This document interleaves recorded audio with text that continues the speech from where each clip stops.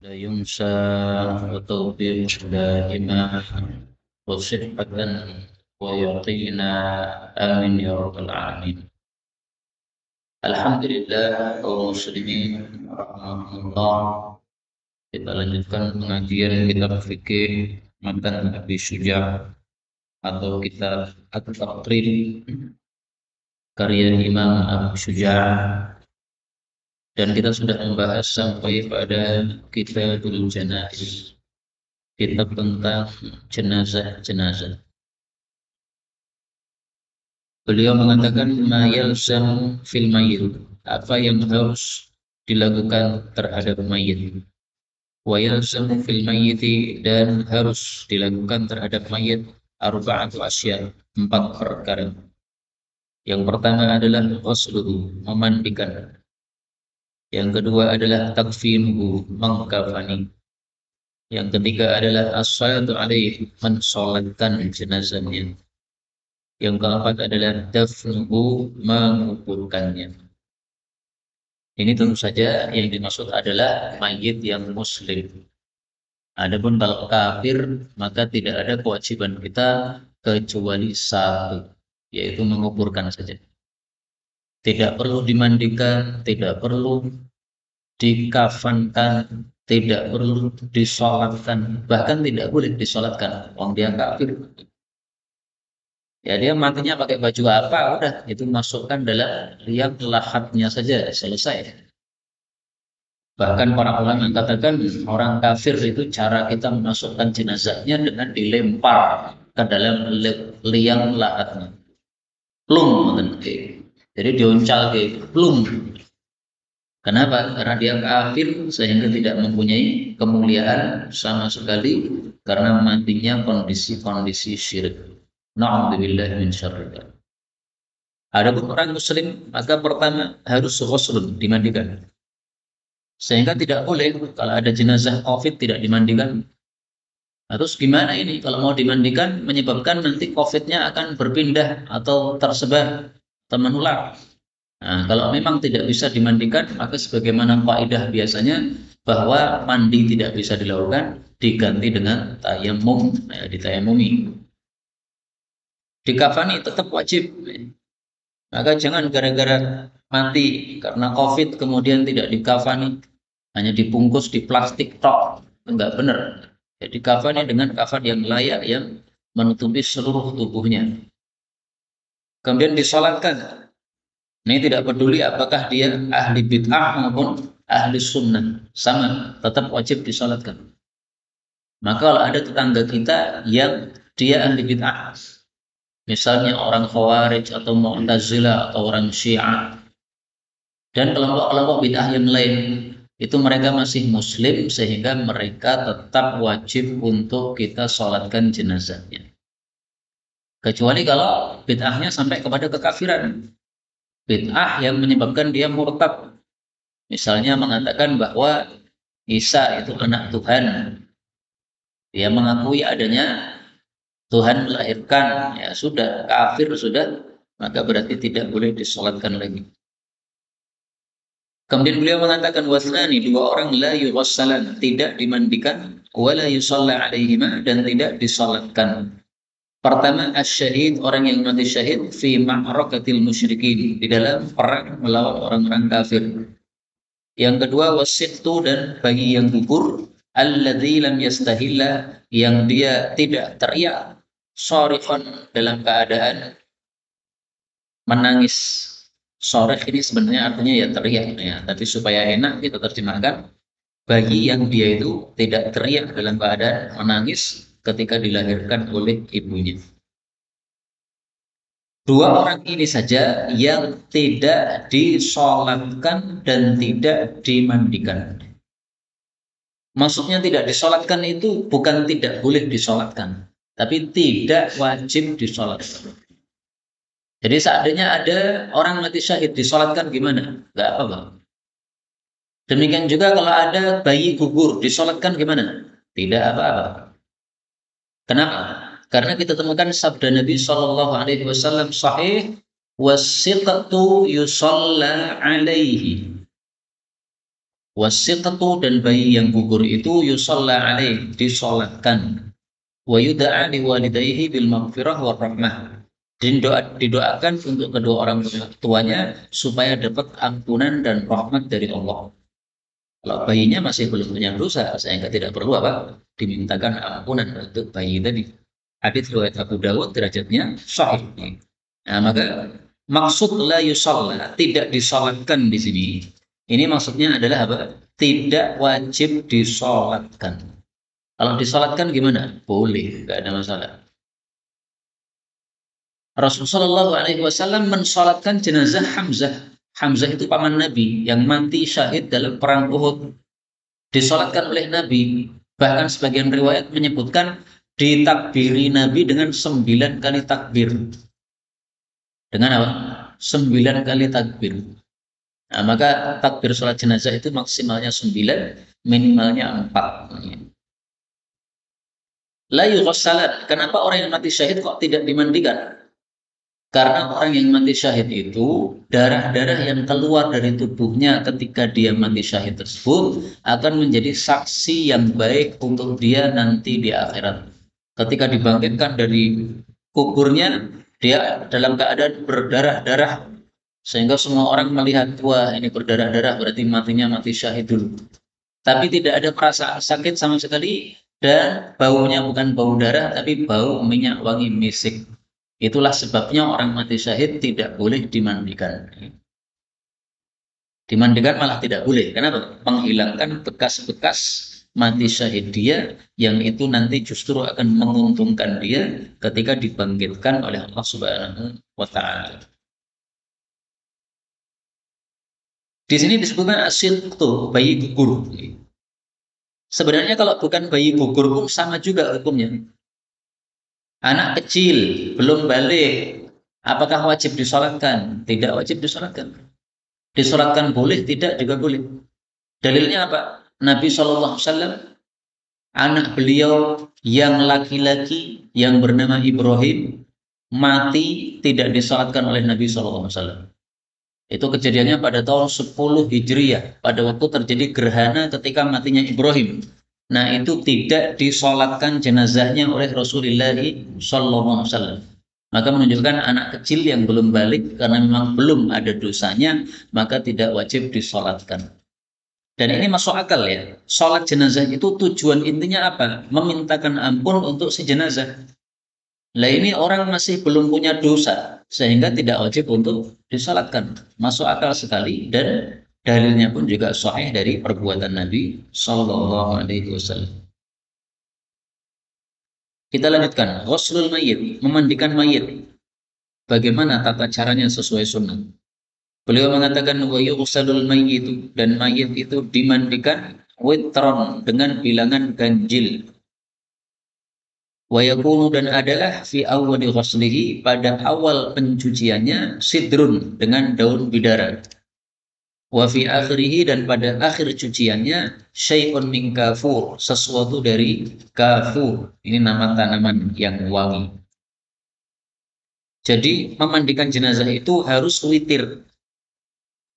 Witirnya ini minimal 3 kali pencucian.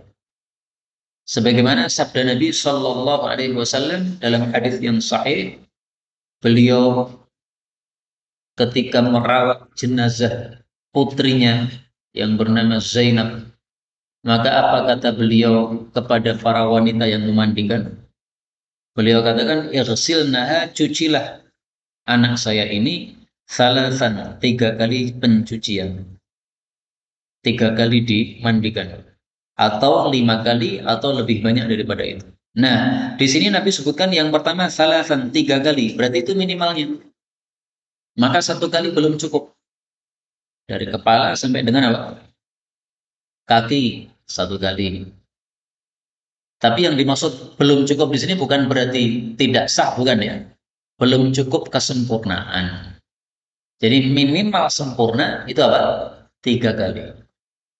Kalau minimal yang betul-betul minimal, yang menyebabkan mandinya sah, ya 1 kali sudah sah. Karena memandikan mayit ini sama dengan mandi junub. Apakah mandi junub wajib 3 kali? Tidak. dari kepala sampai kaki kalau sudah kena air semuanya itu sudah apa? Sah. Maka dulu pernah kita bahas ya, orang junub masuk ke kolam renang, niatannya mandi junub. Setelah apa? Menyelamkan dirinya ke dalam air, kemudian keluar. Ya, itu sudah apa? Sah karena kepalanya sudah terkena air sampai kakinya. Maka jenazah juga begitu. Andaikan dicuci hanya satu kali pencucian dari kepala sampai kaki, semua kena air. Maka ini sudah sah. Tapi kalau mau yang minimal sempurna, salasan 3 kali sebagaimana sabda Nabi Shallallahu Alaihi Wasallam. Kemudian yang pertama harus pakai daun bidara. Daun bidara ini fungsinya dua.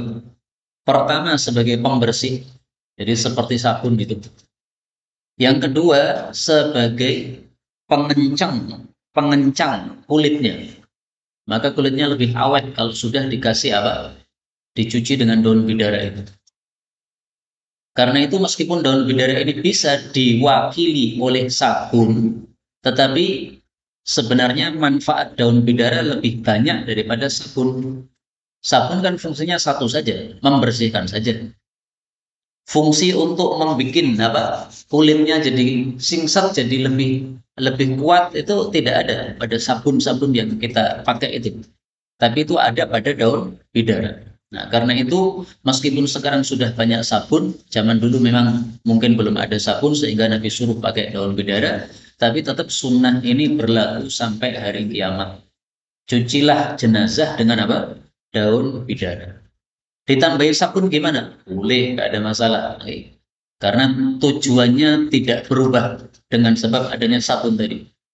Tujuan daun bidara supaya bersih. Nah, ditambahi sabun tambah bersih, nggak ada masalah. Tidak apa bertentangan dengan tujuan dari penggunaan daun bidara ini. Adapun kafur, ya tujuannya adalah untuk mewangikan jenazah tadi. Kafur ini sering diartikan kapur baru, sebenarnya bukan. Kafur itu satu nama tanaman, katanya sumbernya dari India, yang dia itu wangi. Sehingga kalau dicampurkan pada air, maka airnya akan jadi wangi. Nah, saya nggak tahu kapur barus yang ada di kita itu apakah juga dari bahan tanaman kafur tadi atau tidak. Kalau tidak, ya berarti itu bukan kafur. Tapi boleh enggak kapur barus dipakai? Nggak ada masalah. Karena tujuannya tadi apa? Mewangikan. Kapur barus pun juga mewangikan. Maka boleh dengan kapur barus, nggak ada masalah.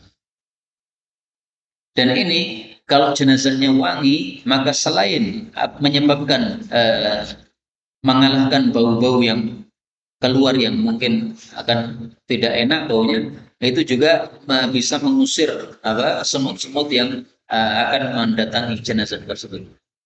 Dengan bau wangi ini serangga-serangga yang dapat mengganggu akan mudah terusir. Kemudian at-takfin, pengkafanan jenazah. Wa yukaffanu, dan dikafani jenazah itu fi thalathati athwabin, pada 3 kain bidin yang putih, laisa fiha qamisun, tidak ada padanya komis, yaitu baju yang apa seperti yang kita pakai ini, wala imamah, tidak pula surban. Ini maksudnya jenazah laki-laki. Kalau jenazah perempuan, maka sebagaimana sunnahnya Sayyidina Umar, dikasih 5 helai kain. Nah, 5-nya rinciannya bagaimana? Dalam hadis tidak ada. Hanya nanti disebutkan dalam kitab fikih. Rinciannya ada apa, tutup kepalanya, ada tutup badannya, dan sebagainya. Nah, maka rincian-rincian itu nggak ada masalah. Kita pakai karena itu penjelasan dari para ulama kita, meskipun tidak harus begitu. Dan masuk akal ketika jenazah laki-laki dikasih 3 helai, sementara jenazah perempuan 5 helai. Karena perempuan itu adalah aurat. Dari kepala sampai kakinya semuanya aurat. Beda kan dengan laki-laki ketika masih hidup ya, auratnya hanya dari pusar sampai dengan lutut. Maka kalau dari sisi kafannya lebih banyak kan untuk perempuan, ini sangat-sangat masuk akal. Kalau guru kami bernama Syekh Walid Saifun Nasr, beliau mengatakan jenazah perempuan dikasih 5 helai kain, tidak ada hadis yang sahih dari Nabi. Maka perempuan disamakan dengan laki-laki, yaitu pakai 3 helai. Itu kata beliau. Tapi saya jujur bahwa ulama-ulama fikih membedakan laki-laki 3, perempuan 4, Dan itu berdasarkan riwayat atau asar dari Sayyidina Umar. Memang bukan dari Nabi ya, tapi dari Sayyidina Umar atau di masa Sayyidina Umar itu sudah cukup bisa dijadikan sebagai dalil. Ini nggak ada masalah. Kata-kata bidin yang artinya putih, ini maksudnya afdoliyahnya, keutamaannya. Tapi tidak harus. Andaikan orang Jawa jenazahnya dikafani dengan kain batik sah. Demikian juga kalimat ini.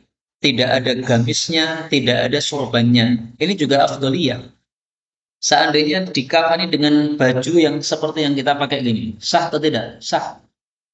Karena tujuan kafan itu intinya menutupi jenazah tadi. Nah, maka kalau bajunya dipakaikan begini, kemudian setelah itu ditutupi lagi dengan satu kain saja dari kepala sampai kaki sehingga terbungkus semuanya tidak terlihat, itu sudah cukup, sudah sah. Tapi afdoliyahnya memang tidak pakai baju dan tidak pakai surban sebagaimana jenazahnya Rasulullah Shallallahu Alaihi Wasallam, bahwa tiga kain itu bukan tiga kain yang berupa baju yang sudah jadi begini. Nah, maka untuk jenazah ya dilepasi dulu bajunya, karena toh kan dia dimandikan dulu. Nah, ketika dimandikan kan bajunya dilepasi, dilucuti, nah baru kemudian dikasih tiga helai baju yang putih ini. Kemudian as-salatu 'alal mayyit, mensolatkan jenazah. Wa yukabbiru alaihi, atau wa yukabbaru alaihi, dan ditakbiri untuk jenazah arba'a takbiratin, 4 kali takbir. Nah, 4 kali takbir ini pilihan dari mayoritas para ulama termasuk madhab Syafi'i. Tapi sudah saya jelaskan tadi, minimal takbir jenazah 4 kali, maksimalnya 9 kali. Lalu 9 kali nggak ada yang melakukan, ya memang pendapat 9 kali itu sedikit ulama yang menggunakannya, meskipun hadisnya sahih. Maka boleh saja kita menerapkan pendapat tersebut karena tidak bertentangan dengan 4 kali takbir ini. Kalau 3 kali takbir, nah itu malah bertentangan ya. Karena minimalnya berapa? 4. Nah, kita takbiri hanya 3, berarti bertentangan. Tapi kalau kita takbiri 9, tidak bertentangan. Karena sudah melewati 4 juga. Dan tambahannya 5, 6, 7, 8, 9 itu sunnah, tidak wajib. Tetapi ada hadis yang sahih sehingga boleh diamalkan, tidak ada masalah. Nah, banyak orang itu bertanya, kalau takbirnya lebih dari 4 terus yang dibaca apa? Ketahuilah bahwa sholat jenazah itu intinya mendoakan jenazah. Sehingga kalau sudah takbir 1, 2, 3 diselesaikan, ya 4 dan seterusnya itu isinya mendoakan jenazah. Bebas saja doanya, pokoknya didoakan. Dan jenazah itu yang paling penting 2. Dia diampuni Allah dan dirahmati Allah. Ini paling penting. Orang mati itu nggak macam-macam udah. Hanya 2 ini yang paling dia butuhkan. Diampuni Allah, enak sudah, berarti dosa-dosanya hapus sehingga tidak disiksa di kuburan. Terus dirahmati Allah Subhanahu wa taala sehingga nyaman di kuburannya. Beliau mengatakan yaqra'u, membaca Al-Fatihah, surat Al-Fatihah ba'dal ula, setelah takbir yang pertama. Ini kalau mau dilengkapi lagi, membaca Al-Fatihah plus 1 surat yang lain. Sebagaimana sahih hadisnya dalam Musnad Syafi'i. Dan ini termasuk sunnah yang jarang dilakukan orang. Karena rata-rata orang itu hanya membaca Fatihah kemudian takbir. Padahal hadisnya sahih, riwayat Nasai, riwayat Syafi'i. Karena itu kalau bisa ini sunnah diamalkan ya. Setelah Al-Fatihah selesai tambahin kulhu misalnya, ya 1 surat yang pendek. Wa yusalli, dan dia membaca salawat ala Nabi, kepada Nabi sallallahu alaihi wasallam ba'da tsaniyah, setelah takbir yang kedua. Salawatnya sama dengan salawat biasanya. Maka minimalnya adalah Allahumma sholli ala Muhammad. Itu minimalnya. Allahumma sholli ala Muhammad. Kemudian Allahu Akbar, takbir ketiga, sudah sah, sudah cukup. Karena sudah membaca minimal. Tapi kalau mau lebih sempurna, bacalah salawat Ibrahimiyah. Allahumma sholli ala Muhammad wa ala ali Muhammad kama shallaita ala Ibrahim wa ala ali Ibrahim innaka Hamidum Majid, wa barik ala Muhammad wa ala ali Muhammad kama barakta ala Ibrahim wa ala ali Ibrahim innaka Hamidum Majid. Itu yang paling sah.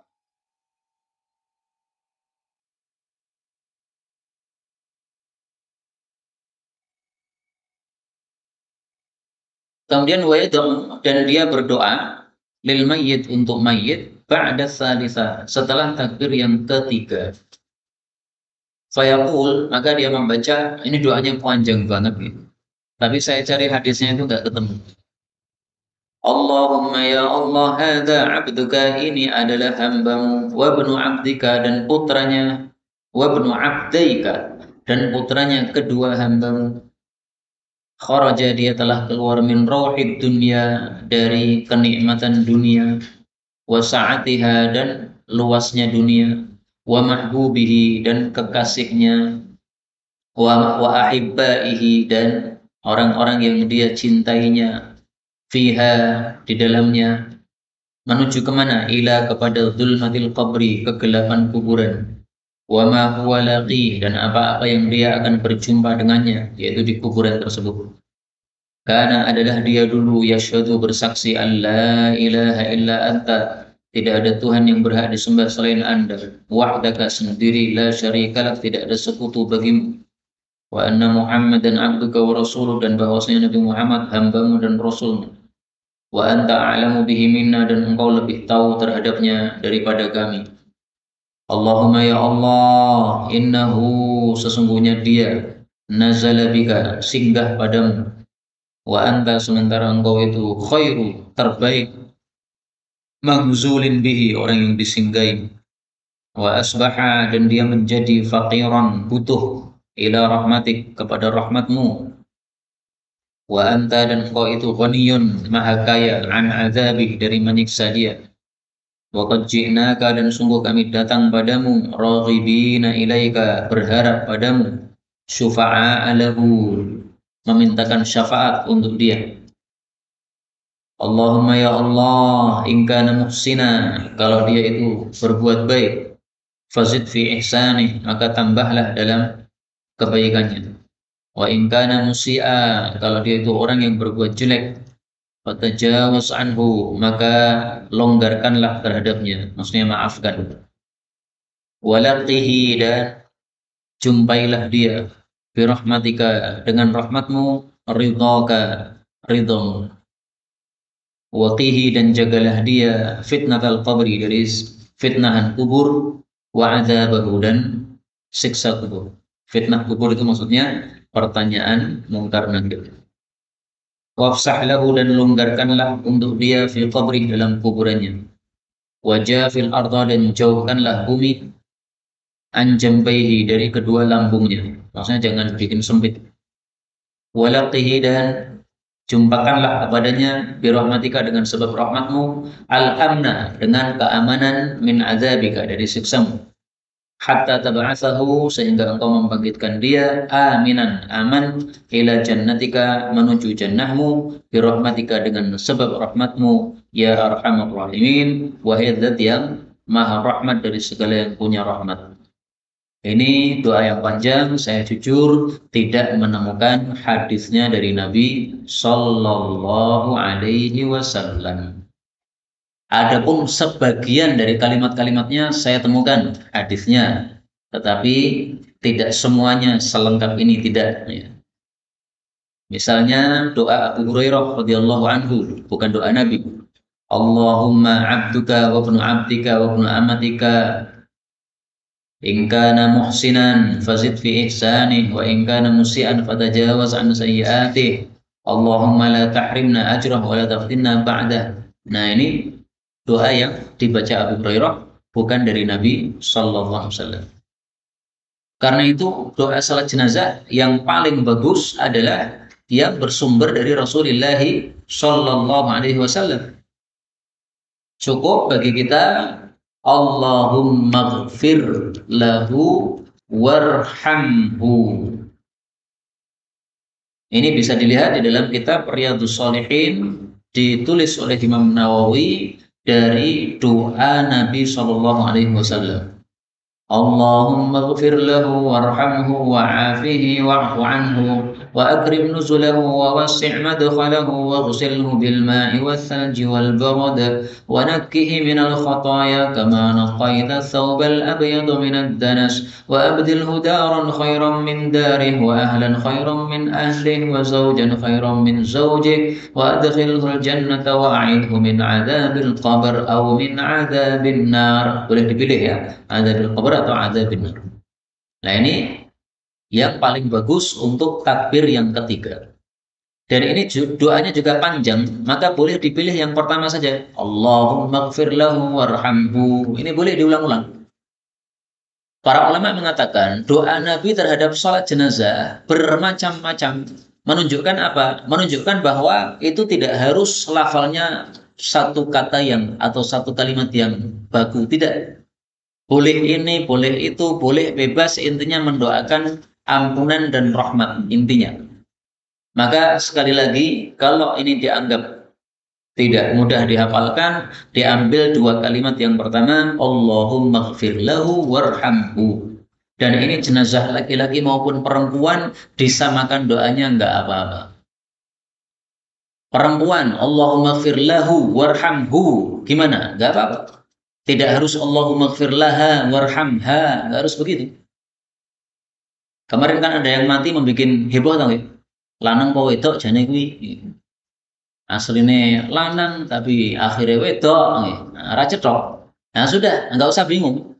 Kalau dia muslim, maka mau lanang mau wedok, Allahumma gfir lahu warhamhu. Enak. Loh kalau perempuan kok tidak harus Allahumma gfir laha, kenapa?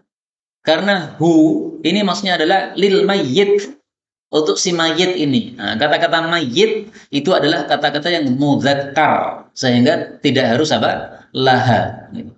Memang biasanya kalau perempuan tuh laha, tapi ini seandainya Allahumma gfir lahu warhamhu nggak apa-apa. Karena apa? Kembalinya kepada si mayit tersebut. Baik, kemudian beliau mengatakan wa yusallim, dan mengucapkan salam ba'da rabi'ah, setelah takbir yang keempat. Artinya Allahu Akbar terus salam. Ini menurut apa? Penjelasan kitab ini. Maka doanya hanya pada takbir yang ketiga saja. Tetapi kita temukan dari penjelasan yang lain bahwasanya yang keempat pun kita juga mendoakan si mayit. Maka dalam Riyadhus Shalihin itu paling bagus, Imam Nawawi setelah menjelaskan atau menampilkan hadis yang tadi, doa untuk takbir ketiga, maka beliau jelaskan doa yang lainnya yang itu bisa diterapkan pada takbir yang keempat. Doanya apa? Nah, doanya ini. La tahrimna ajrahu wa la tudillana ba'dahu. اللهم اغفر لحينا وميتنا وشاهدنا وغائبنا وصغيرنا وكبيرنا وذكرنا وأنثانا اللهم من أحييته منا فأحيه على الإسلام ومن توفيته منا فتوفه على الإيمان اللهم لا تحرمنا أجره ولا تضلنا بعده. Riwayat yang lain menambahkan waghfir lana walahu. Jadi bedanya apa? Doa takbir ketiga dengan keempat. Bedanya doa takbir yang ketiga tadi khusus untuk si mayit, murni tidak ada campuran. Tapi untuk yang keempat ini ada campurannya. Ya Allah, ampuni untuk yang hidup kami dan yang mati kami. Nah, berarti mayitnya kena, tapi yang hadirin juga kena. Yang hadir maupun yang gaib, yang kecil maupun yang gede, yang cowok maupun yang cewek. Nah, semuanya didoakan. Maka untuk takbir yang keempat ini, kalau mau pakai doa ini doanya bersifat umum mengenai jenazah, juga semua yang ada pada majelis sholat jenazah tersebut, bahkan untuk seluruh kaum muslimin yang ada. Dan ini sangat bagus untuk kita baca, karena berarti kita mendoakan seluruh umat Islam di dunia. Baru setelah itu kemudian salam. Nah, maka saya mensarankan kita pakai pendapat yang kedua itu saja. Jadi setelah takbir yang keempat tidak langsung salam sebagaimana zahir penjelasan kitab ini, tapi setelah takbir yang keempat doa dulu baru kemudian salam kanan kiri. Wa yusallim, dan salam. Salamnya gimana? Sama dengan sholat biasanya. Sebagaimana Ibnu Mas'ud mengatakan, ada sunnah Nabi yang ditinggalkan orang-orang. Salah satunya, kata beliau, adalah salam dari sholat jenazah seperti salam dari sholat biasa. Berarti salamnya dua kali, kanan sama kiri. Tapi memang salam dari sholat jenazah itu sama juga salam dari sholat biasa. Yang wajib hanya salam ke kanan. Seandainya kita tidak salam ke kiri, nggak ada masalah. Bahkan dua riwayatnya sahih dari Nabi. Nabi pernah salam sholat jenazah dua kali kanan kiri. Nabi juga pernah sholat jenazah salamnya hanya satu kali, yaitu ke kanan saja. Karena itu yang paling bagus sholat jenazah kita lakukan kadang ini kadang itu, supaya semua orang paham, oh ternyata sholat jenazah memang caranya boleh begitu, salam dua kali atau satu kali. Karena kalau hanya satu amal yang kita lakukan, maka nanti orang-orang mengira bahwa itu yang bagus, tidak boleh yang lain. Nah, padahal sebenarnya ada sunnah yang lain. Masalah takbir di sini beliau tidak menyebutkan bagaimana sikapnya, angkat tangan atau tidak. Kenapa? Karena itu khilafiyah. Yang jelas disepakati adalah mengangkat tangan pada takbir yang pertama. Yang diperselisihkan adalah takbir 2, 3, 4, sampai 9. Mengangkat atau tidak. Mau mengangkat boleh, mau tidak boleh, semuanya sah. Kalau mengangkat berarti mengikuti sikap Ibnu Umar. Beliau kalau sholat jenazah mengangkat sampai 4 kali mengangkat. Karena takbir dia juga 4 kali. Nah, sebagian lagi ulama memilih takbirnya hanya mengangkat 1 kali saja. Setelah itu sudah nggak ngangkat lagi. Nggak ada masalah. Dua-duanya sah. Ini termasuk khilafiyah yang tidak boleh kita mengkafirkan atau menfasikkan orang yang menyelisih kita. Nah, maka bid'ah itu bisa dibagi 3. Bid'ah yang menyebabkan kafir, bid'ah yang menyebabkan fasik, dan bid'ah yang tidak menyebabkan apa-apa. Apa bid'ah yang tidak menyebabkan apa-apa? Bid'ah yang masalah khilafiyah. Misalnya kunut subuh, mazhab Syafi'i kalau ditanya hukumnya apa? Sunnah. Mazhab Hambali kalau ditanya hukumnya apa? Bid'ah. Nah, apakah berarti kunut subuh itu para pelakunya adalah ahli bid'ah? Mereka orang-orang kafir atau fasik? Tidak. Ini bukan bid'ah yang menyebabkan fasik, juga bukan bid'ah yang menyebabkan kafir. Karena hanya bid'ah menurut sebagian pendapat. Sebagian yang lain mengatakan malah justru sunnah karena hadisnya dianggap sahih dari Nabi Shallallahu Alaihi Wasallam. Nah, maka sengaja di sini beliau tidak menyebutkan masalah itu karena khilafiyah. Baik, kita lanjutkan. Ad-dafn, penguburan jenazah. Wa yudfanu, dan dikubur fi lahdin, dalam liang lahat. Mustaqbila, menghadap al-qiblah, ke arah kiblat. Wa yusallu, dan dimasukkan ke kuburan itu min qibali, dari arah roksihi, kepalanya. Birifkin, dengan perlahan-lahan. Wa yaqulu, dan mengucapkan alladzi yulhiduhu, orang yang memasukkannya ke dalam liang lahat, Bismillah wa ala millati Rasulillah sallallahu alaihi wasallam, dengan nama Allah dan di atas agama Rasul sallallahu alaihi wasallam. Wa yuj'al, dan dia ditidurkan fil qabri, di dalam kuburan, ba'da, setelah ayyu'ammaq, digali, qamatan, setinggi tubuh berdiri, wa basqatan, dan tangan menghampar ke atas. Wa yusattah, dan disutuhkan al-qabr, kuburan tersebut. Maksudnya dijadikan menggunduk begini, ya. Menggunduk kotak. Wala yubna alaih, dan tidak dibangun di atasnya. Wala yujassos, juga tidak dikabur. Jadi untuk kuburan orang-orang Islam itu paling bagus adalah lahat, liang lahat, yaitu liang yang berada di bagian barat dari liang kuburan yang besar untuk Indonesia. Setelah itu kemudian masuk ke dalam, nah maka jenazahnya ini masuk pada liang lahat tersebut. Bukan liang karas, kalau liang karas itu yang ada di tengah tersebut. Meskipun sepakat para ulama dua-duanya boleh. Adapun hadis yang mengatakan liang lahat untuk kita umat Islam, liang karas untuk non-Islam, itu hadis yang dhaif. Sehingga tidak bisa dijadikan dalil untuk mengharamkan liang karas. Karena ketika Nabi wafat, para ulama sahabat sepakat kita panggil 2 tukang gali. Satu tukang gali liang lahat, satu tukang gali liang karas. Siapa yang lebih cepat datang, dialah yang dipakai. Dilalah tiang tukang liang karasnya Nabi dari sahabat-sahabat Nabi pas tidak ada di rumah. Yang datang adalah tukang liang lahat. Maka dia datang membuatkan lahat untuk Rasul sallallahu alaihi wasallam. Nah, maka para ulama sepakat liang karas sama liang lahat sama-sama bolehnya karena sahabat sepakat boleh. Hanya saja liang lahat lebih utama karena itulah yang dipakai untuk kuburan Nabi sallallahu alaihi wasallam. Adapun menghadap kiblat hukumnya wajib. Ini untuk orang muslim ya. Orang kafir tidak pakai aturan tadi. Sehingga dilemparkan plum udah ngadep neng diwae karamu kono. Karena dia kafir, tidak menyembah kepada Allah, tidak pernah sholat ke arah kiblat, nggak perlu dihadapkan kiblat. Karena itu para ulama membahas bagaimana kalau ada seorang wanita kafir, sementara anaknya muslim mati dalam perut ibunya itu, gimana ya? Kok bisa anaknya muslim? Nah bisa.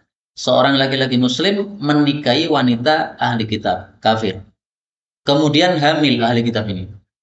Tapi kemudian mati. Nah, berarti janin yang ada dalam perutnya itu kan bin seorang muslim. Berarti dia muslim.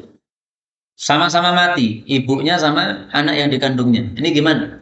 Nah, cara mengkuburkannya adalah yang dihitung itu janinnya tadi. Sehingga kepala si wanita taruh di selatan, sehingga kepalanya si bayi ada di utara. Kepalanya wanita menghadap timur, sehingga kepalanya si janin menghadap ke arah barat, menghadap ke arah kiblat. Itu cara mengkuburkan jenazah muslim yang ada dalam perut ibunya yang kafir. Kemudian di sini dikatakan dimasukkan dari arah kepalanya. Ini tidak sesuai sunnah. Yang sesuai sunnah adalah dimasukkan dari arah kaki kuburan. Ini kuburan bagian kepala sini, bagian kaki sini tadi. Nah, memasukkannya itu kalau orang Indonesia dari selatan, seret nih, masuk pelan-pelan. Maka kata-kata ini dimasukkan dari arah kepala, ini kita tidak pakai. Yang kita pakai adalah yang sesuai sunnah Nabi SAW dari arah apa? Kaki. Memang ini masalah khilafiyah, saya jujur. Sebagian ulama ada yang mengatakan dari arah kepala dimasukkan, ada yang mengatakan dari arah kaki, ada yang mengatakan dari arah tengah. Berarti dari arah baratnya ini masukkan. Nah, tapi yang terkenal hadisnya itu adalah yang dari arah kaki, kita pakai yang terkenal saja. Birifkin dengan pelan-pelan. Kenapa? Supaya tidak jatuh dari orang yang memegangnya.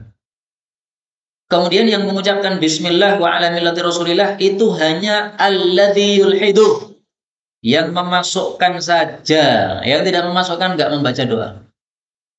Sama dengan orang makan ya. Orang makan baca apa? Bismillah. Orang yang di sampingnya orang makan yang menang, nggak usah bilang Bismillah. Oh, dia nggak makan. Sama dengan orang bersin mengucapkan Alhamdulillah. Yang di sampingnya orang bersin ya diam aja nggak mengucapkan Alhamdulillah. Tapi mendoakan ya rahmukallah malahan. Nah yang saya lihat ini sekarang ini banyak orang yang membaca Bismillah wa ala millati Rasulillah padahal dia tidak memasukkan ke liang lahap. Nah ini nggak benar ini. Yang membaca hanyalah apa? Yang memasukkan. Maka beliau mengatakan di sini alladzi yulhidu, yang memasukkan, yang membaca itu. Tapi saya husnudzon, mungkin orang-orang itu rame-rame membaca Bismillah wa ala millati Rasulillah, itu maksudnya mengingatkan orang yang memasukkan jenazah. Tapi kalau betul memang tujuannya itu kok yang melecehkan seolah-olah yang memasukkan jenazah rumudeng doane opo diajari sih. Nah, maka kalau sudah tahu ya, yang membaca, yang memasukkan saja. Sementara kita yang tidak memasukkan ya, baca wirid yang lain lah. Zikir-zikir bebas.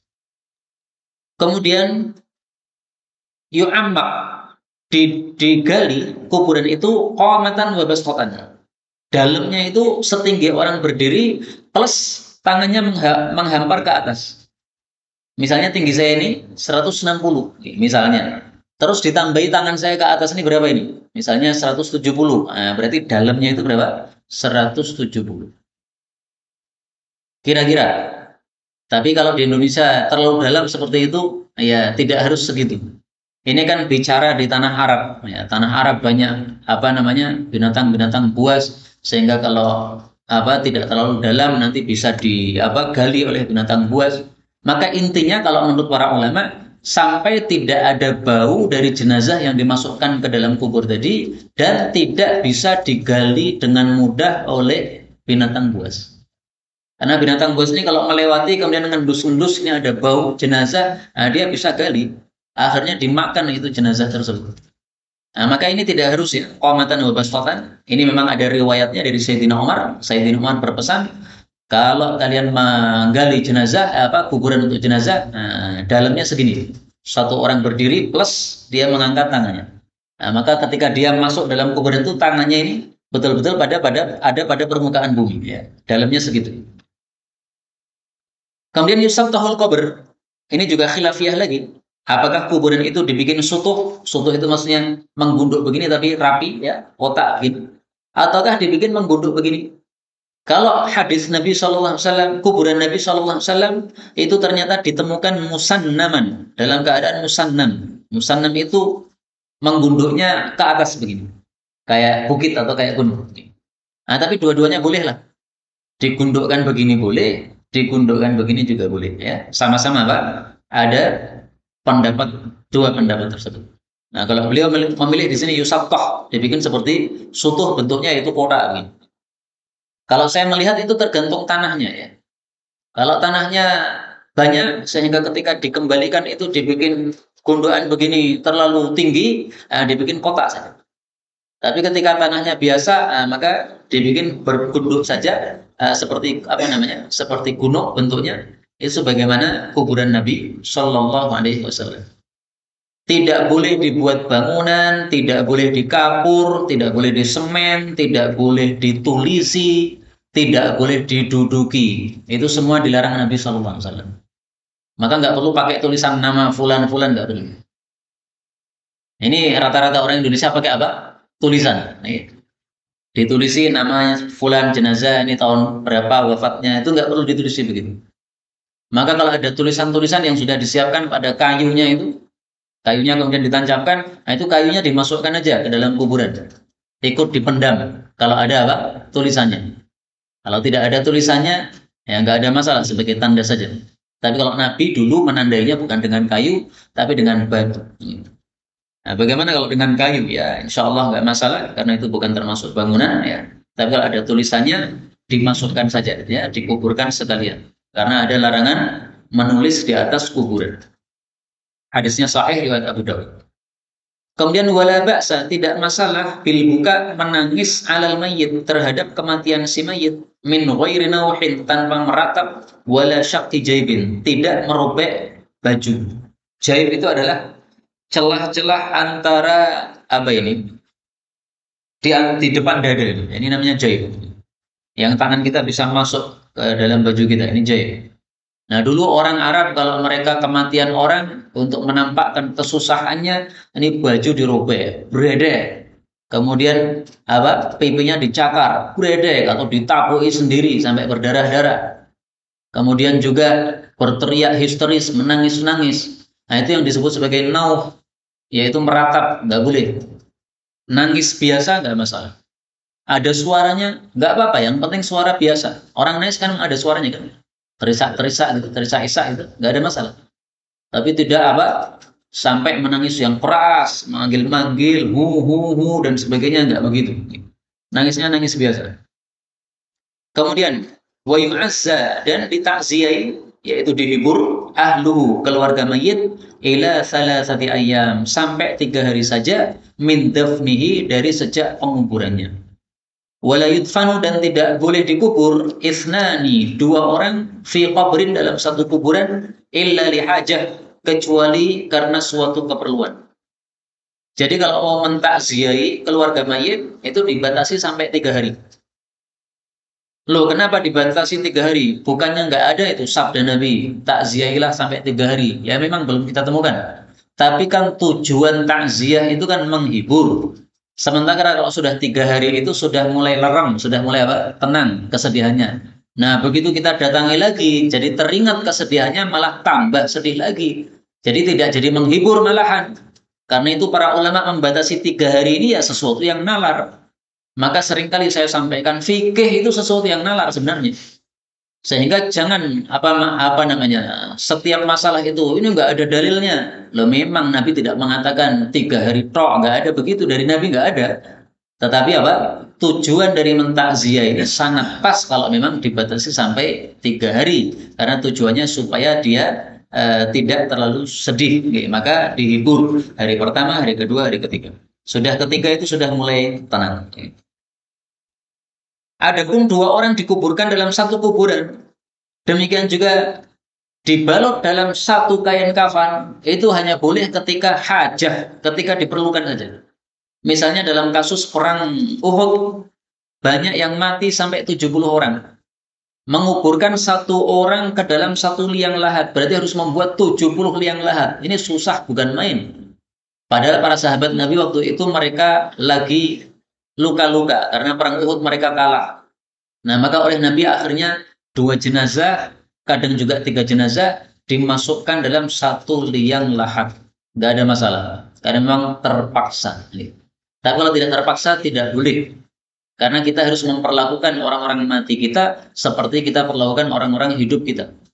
Maka dalam Islam tidak boleh memecah tulangnya orang yang sudah mati. Itu kata Nabi seperti memecah tulangnya orang yang masih hidup. Nah, demikian juga sebagaimana kita harus menghormati orang hidup, maka orang mati pun kita hormati. Apakah kita rela kemudian tamu ke rumah kita ya, kemudian dikasih tempat tidur yang kecil suruh berdua atau bertiga? Ini kan nggak sopan.